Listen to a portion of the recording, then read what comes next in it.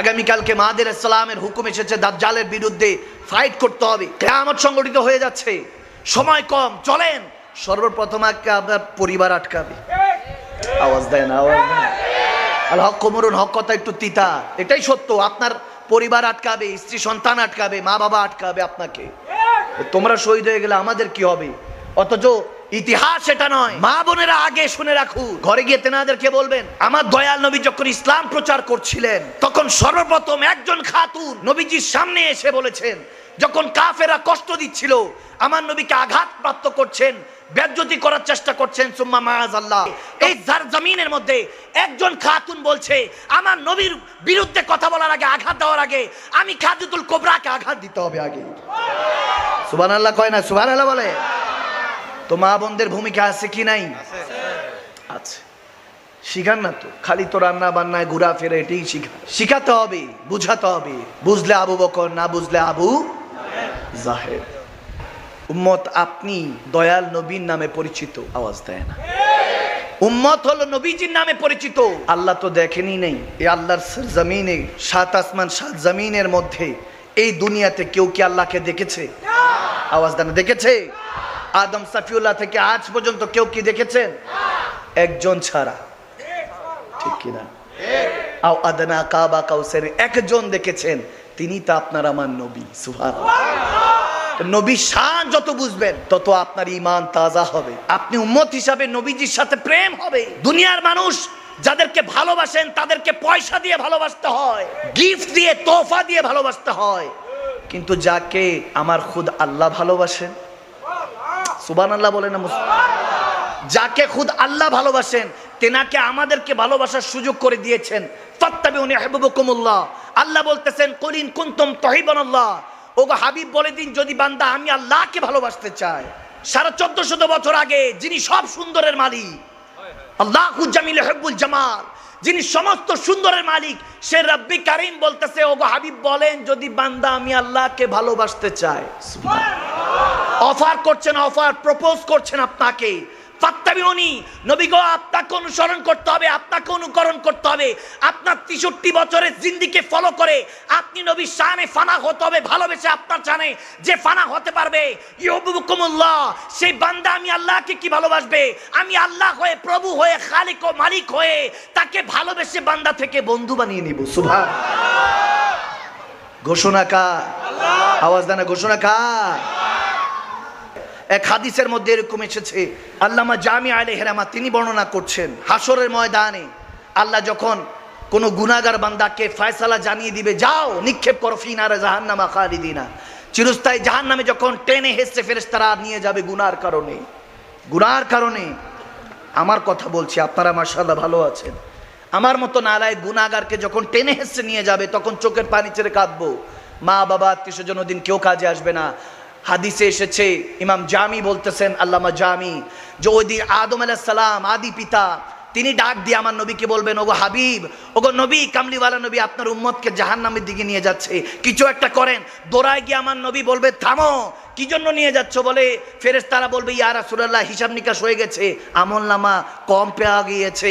আমার নবী বলবে, আবার তোলো, আবার তোলো।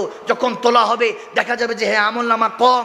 হাদিসের মধ্যে আসতেছে, হাযা হাদিসুন সহিহ, গভীর খেয়াল, যখন আমলনামা কম দেখবে আমার নবী পকেট থেকে বের করে একটা কি জানি রেখে দিবে, সাথে সাথে আমলনামাটা ভারী হয়ে যাবে।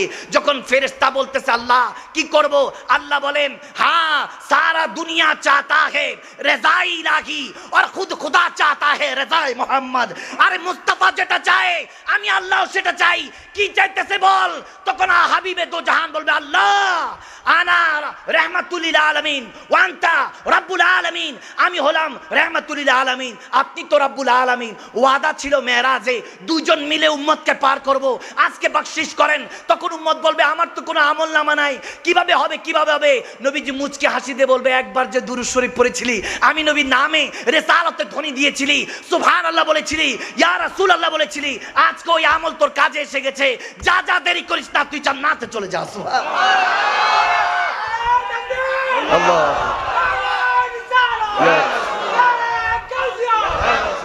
শাফিউল মুজনাবিন নবী, রাহমাতুল লিল আলামিন নবী, এই মুহূর্তে আপনাকে আমাকে দেখছে, বিশ্বাস হয়?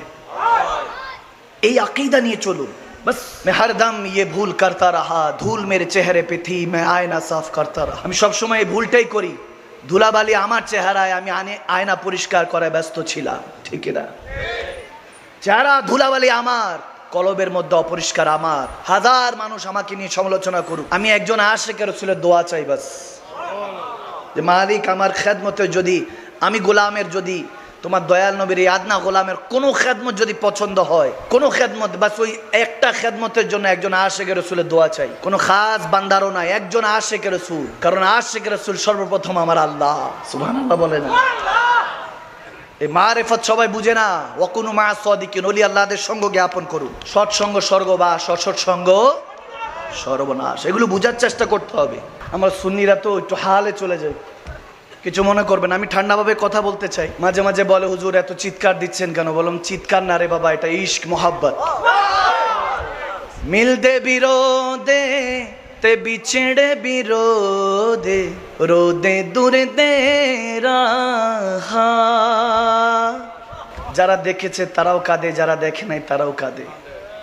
জি কর দে তেনো সামনে বিঠা গে, দর্দে পুরানে ছেড়া। সুবহানাল্লাহ। মন চাই ইয়া রাসূলুল্লাহ আপনাকে সামনে বসিয়ে ভিতরের অতীতের সমস্ত কষ্টগুলি বলতে থাকি। সেই কামলিওয়ালা নবীর প্রেম, এটাই সত্য।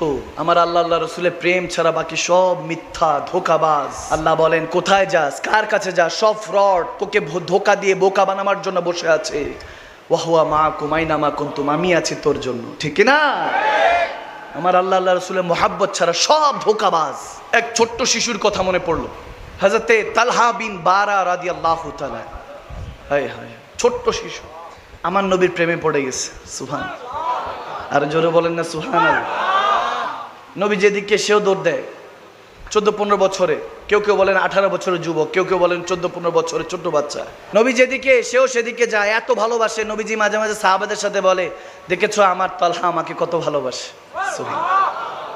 কত ভালোবাসে। নবীজির এই কথা শুনে সাহাবারা বলছে, ইয়া রাসূলুল্লাহ আপনি বারবার বলেন তালহা কি আসলে আপনাকে এত ভালোবাসে? বলে পরীক্ষা করে দেখো। বলে ইয়া রাসূলুল্লাহ যদি একটু দয়া করেন। ঠিক আছে। তালহা বিন বারা সব সময় আসে, নবীজির জুতা মোবারক যখনই দেখে, নালাইন মোবারক নাও সাজাতে বুকের মধ্যে। এটাই তার আমল। ছোট মানুষ কিছু বুঝে না। একটা ছোট মানুষকে কি বার কাজ করাতে পারবেন? আপনি তাকে বলতে পারেন যাও অমুককে ডাক দিয়ে নিয়ে আসো, ঠিক কিনা? ওখান থেকে একটু পানি নিয়ে আসো, এটা নিয়ে আসো, ওটা নিয়ে আসো। এর থেকে ছোট মানুষ আর কি বুঝবে? কিন্তু তালহা বিন বারা আমার নবীকে একদিন এসে হঠাৎ করে জড়িয়ে ধরে বলছে, ইয়া রাসূলুল্লাহ কোনো একটা কাজ দেন। সুবহানাল্লাহ। একটু চিন্তা করুন না, তাসাব্বুর করুন, খেয়ালে হারিয়ে যান। এই দুনিয়াতে নয়, 1450 বছর আগে হারিয়ে যান। মনে করেন আমরা এখানে এক একজন তালহা বিন বারা বসে আছি। সুবহানাল্লাহ। হারিয়ে যান, নিজেকে ওই জায়গায় রাখেন। যখন জড়িয়ে ধরেছে আমার নবীকে, নবীজির সাথে এরকম এরকম করছে, ইয়া রাসূলুল্লাহ একটা কিছু হুকুম দেন, একটা কিছু করব। আমার নবী সাহাবায়ে কেরামের দিকে তাকিয়ে হাসে, মুচকি হাসে। দেখছো, বুঝাচ্ছে যে দেখছো কত ভালোবাসে আমাকে। সাহাবারা মুচকি মুচকি হাসে, জি ইয়া রাসূলুল্লাহ জি। তখন আস্তে করে মদিনাওয়ালা বলতেছে, তালহা সত্যি কি আমাকে অনেক ভালোবাসিস? বলতেছে, ইয়া রাসূলুল্লাহ হ্যাঁ সত্যি সত্যি ভালোবাসি। তখন আমার নবী বলতেছেন, তাহলে এক কাজ কর, যাও তোমার বাবার গর্দানটা উড়াইয়া দাও। ইহুদি ছিল তার বাবা। বলে যাও গর্দানটা উড়াইয়া দাও। তালহা বিন বারা হাদিসের মধ্যে বায়াতি শরীফে আসছে, এমন ভাবে স্পিডে দৌড় দিলেন, শেরখুদা আলী দাঁড়িয়েছিলেন, তেনার তলোয়ারটা পাওয়ার সাথে তলোয়ারটা নিয়ে খাস করে টান দিয়ে তলোয়ারটা নিয়ে দৌড় দিছে। তখন আমার নবী সাহাবাদেরকে বলতেছে, আটকা, নয়তো ঠিকই সত্যি সত্যি তার বাবার গর্দান উড়াই দিবে। সুবহানাল্লাহ বলে। দেখতে দেখতে তালহা আমার নবীর প্রেমে এমন ভাবে সিক্ত হলেন, অসুস্থ হয়ে গেলেন। মাঝে মাঝে নবী 2 বেলা করে দেখতে যেতেন যে তালহাটা কেমন আছে, বারবার ঘরে যেতেন। এখন নবীজি যখন যেতেন, ইহুদি তো ছিলেন তেনার বাবা, এখন বাবা তো চিন্তা করছে কি করবে না করবে বুঝতেছে না। হঠাৎ করে এমন একটা মানজার দেখতে দেখতে কুদরতিভাবে চলে আসলো, তালহা বিন বারার শেষ মুহূর্ত চলে আসলো। এখন আর সময় নেই, চলে যেতে হবে। নবীকে ভালোবাসতে বাসতে আল্লাহর পেয়ারা হয়ে গিয়েছে। হয়তোবা নবীজিকে ভালোবাসতে বাসতে আল্লাহ চিন্তা করতেছে এই মুমিনটা তো আমার দরকার, আমার বন্ধু বানাতে চাই। তখনই আল্লাহ করিব ডাক দেন। এরকমই একবার ইব্রাহিম আলাইহিস সালামের কাছে যখন আজরাইল আলাইহিস সালাম গিয়েছিলেন, আজরাইল আলাইহিস সালাম সালাম দিলেন, ইব্রাহিম আলাইহিস সালাম বলে কি চাও, কি চাই আজরাইল? তখন বলতেছেন আল্লাহ বলেছেন আপনার জান কবজ করতে। তখন ইব্রাহিম খলিলুল্লাহ বললেন আমি তো খলিল, খলিল হয়েও কি কেউ কি বন্ধু হয়ে বন্ধুর জান নেয়? তখন আল্লাহর কাছে আজরাইল আলাইহিস সালাম গিয়ে বলছেন আল্লাহ কার কাছে পাঠিয়েছেন? ইব্রাহিম খলিলুল্লাহ তো আপনার খলিল এটা বলছে। তখন আল্লাহ গিয়ে বলেন যাও আমার খলিলকে বলো বন্ধু হয়ে বন্ধুকে নিমন্ত্রণ পছন্দ হয় নাই, বন্ধুর সাথে দেখতে ইচ্ছা করে না, দেখা দিতে ইচ্ছা করে না, বলতে দেরি নাই। আর ইব্রাহিম খলিলুল্লাহ এই কথা শুনতে দেরি নাই, বলতেছে তাহলে আমার মালিক ও খালিকের কাছে তাড়াতাড়ি নিয়ে যা আজরাইল, তাড়াতাড়ি নিয়ে যা। এরকম হয়তোবা তালহা বিন বারা যখন শেষ মুহূর্ত, তখন ওই অবস্থার মধ্যে আমার দয়াল নবী রাহমাতুল্লিল আলামিন দেখা করতে আসলেন। এখন নবীজির কোলের মধ্যে তালহা শুয়ে আছেন, চোখ দিয়ে পানি পড়ছে, আমার নবীর চোখ দিয়ে পানি পড়ছে, কান্না করছেন। এক আশিক তার মাসুককে দেখে যখন কান্না করে তখন এরকম হাল হয়ে যায়। যখন বেহাল হয়ে গেলেন আমার নবী বলতেছেন তালহা খুব কষ্ট হচ্ছে। বলে ইয়া রাসূলুল্লাহ একটু আগে কষ্ট হচ্ছিল, আপনার চেহারা মোবারক দেখার পর দুনিয়ার কষ্ট আর নেই, এখন মনের মধ্যে একটা শান্তি। আপনাকে দেখতে দেখতে যদি যেতে পারি আমার শাম দিন রাত সব লাজবাব হয়ে যাবে। কথা যখন চলতেছে আমার নবী বলেন তার বাবার কাছে, তালহার বাবার কাছে বলে গেলেন যখন তালহা শেষ বিদায় নিবে তখন আমাকে ডাক দিও, আমি নিজে জানাজা দিব, আমি নিজে দাফন কাফনের ব্যবস্থা করব। চলে গেল। যখন তালহাকে জিজ্ঞেস করলো তোমার শেষ ইচ্ছা কি? বলে আমি ইন্তেকাল করার সাথে সাথে আমাকে দাফন করে দিও, দাফন করে দিও, দেরি করো না। এখন শেষ মুসলমানের শেষ ইচ্ছা রাখতে হয়, এই ওয়াদাটা রাখতে হয়, ওসিয়তটা রাখতে হয়। কথা অনুযায়ী ওসিয়ত অনুযায়ী যখন ইন্তেকাল করলো তালহা চলে গেল আল্লাহর দরবারে, তখনই সাথে সাথে জানাজা দিয়ে দাফন হয়ে গেল।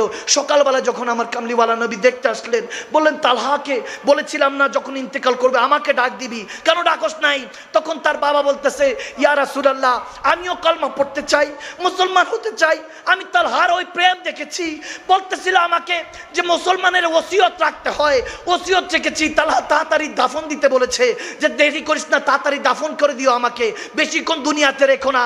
বলে কেন করেছো? বলে ইন্তেকালের আগে তালহা আমাকে বলছিল আমার কামলিওয়ালা নবী আমাকে দেখতে আসবে, অনেক ইহুদি নাসারার ঘর পাড়ি দিয়ে আসবে, কোন কাফের যদি আমার নবীকে কষ্ট দেয় আমি তালহা মরেও কষ্ট পাবো, মরেও শান্তি পাবো না।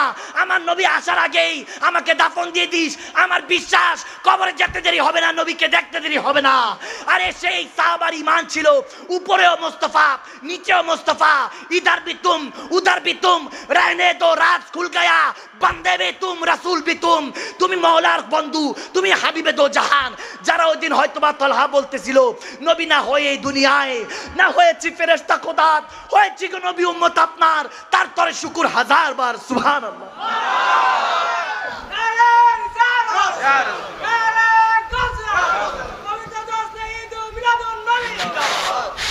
দেখেন আল্লামা ফখরুদ্দিন রাজি আলাইহি রহমাত তিনি শেষ একটা হাদিস বয়ান করছি। যখন মক্কা থেকে মদিনায় কেউ আসতে পারবে না, মদিনা থেকে মক্কায় কেউ যেতে পারবে না, যখন হুদায়বিয়ার সন্ধি হয়েছিল ওই মুহূর্তে একজন সাহাবা মক্কা নগরীতে ধরা পড়েছিলেন, হযরতে খুবাইব রাদিয়াল্লাহু তাআলা। কি নাম? খুবাইব রাদিয়াল্লাহু তাআলা। তিনি ধরা পড়েছিলেন। খুব মর্মান্তিক ঘটনা। ছোটভাবে আমি শেষ করে আরেকটা হাদিসে গিয়ে আমি এন্ডিং এর দিকে আসতেছি। খুব গভীর কনসেন্ট্রেট। মুহাব্বতের রাসূল, ইশকে রাসূল কাকে বলে, ইশকে ইলাহি কাকে বলে? আল্লাহু আকবার। সাহাবায়ে রাসূলদের থেকে যে শিক্ষাটা পাবেন এটা আর কারো থেকে ওই শিক্ষাটা পাবেন না। ওনাদের থেকে যে মুহাব্বত, ত্যাগ তিতিক্ষা, স্যাক্রিফাইস,